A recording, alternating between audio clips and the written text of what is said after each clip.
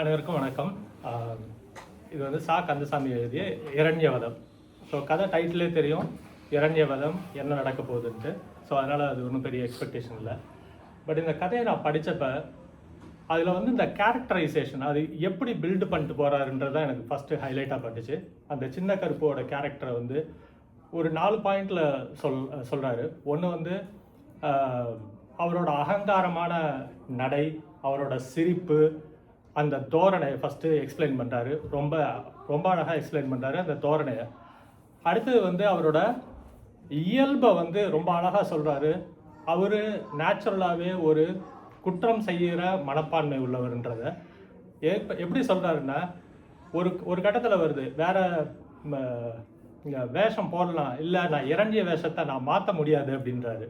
So அவருக்கு நேச்சுரலாகவே அந்த ஒரு கேரக்டரைசேஷன் இருக்குது. அடுத்து வந்து அவருக்கு வந்து ஒரு பெண் சபலன்றதை ஒரு 2 இடத்துல காமிக்கிறாரு. ஓகே, அவர் எப்படி பெண்கள் வந்தால் எக்ஸ்ட்ராவாக ஆடி காமிப்பார் அப்படின்றது. அதுக்கப்புறம் அதோட குற்ற பின்னணி, அவங்க ஃபேமிலியே ஒரு 3 தலைமுறையாக இதை பண்ணுறாங்க, ஆனால் அவங்க அப்பா வந்து தூக்கு தண்டனைக்கு போகிறாரு அப்படின்ற மாதிரி எழுதுறாரு. ஸோ அதுக்கான வந்து ஒரு குற்ற பின்னணியை வந்து எடுத்துகிட்டு வர்றாரு அதில். ஸோ இது எல்லாமே வந்து இந்த சின்ன கருப்புன்ற ஒரு கேரக்டரைசேஷனை வந்து பியூட்டிஃபுல்லாக பண்ணுறாரு. அதே மாதிரி ராஜாராமன் கேரக்டரையும் அவன் எந்த அளவுக்கு கலைக்காக என்ன பண்ணுவான் அப்படின்றதையும் காமிக்கிறாரு.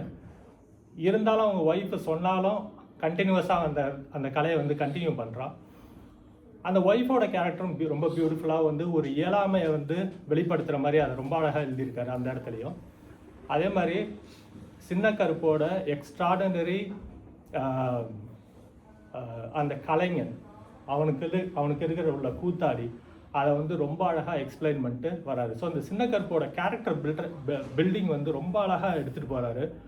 வேறு வார்த்தையில் எடுத்துகிட்டு போகிறாரு. அதில் வந்து ஒரு பர்டிகுலர் இதில் வந்து அவர் சொல்கிறாரு, நடையை பற்றி சொல்கிறப்ப, நளினமும் அகங்காரமும் கொண்ட நடை பூமியில் நடப்பது போலவே இல்லை அப்படின்றாரு.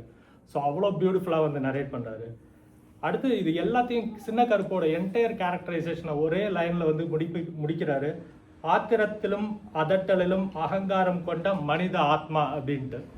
ஸோ அந்த ஒரு லைனில் வந்து அந்த சின்ன கருப்போட என்டையர் கேரக்டரைசேஷனை சொல்லிடுறாரு.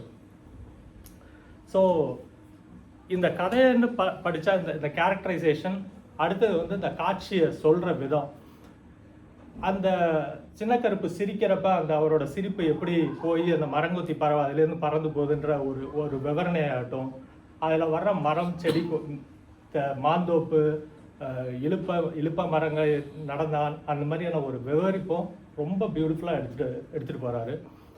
இது எல்லாத்தையும் முடிச்சுட்டு இந்த லாஸ்ட் சீன், அந்த இரண்யவதம் வந்து படிக்கிறப்ப அது வந்து ஒரு காட்சியாகவே விரிவடையுது. அது வந்து நேரடியாக ஒரு கூத்து பார்க்குற ஒரு அப்சல்யூட்டாக ஒரு கூத்து பார்க்குற நிகழ்த்தை வந்து முன்னாடி கொண்டு வராரு. இன்றைக்கி சொல்லணும்னா ஒரு சினிமாவே ஓடுற மாதிரி இருக்குது முன்னாடி.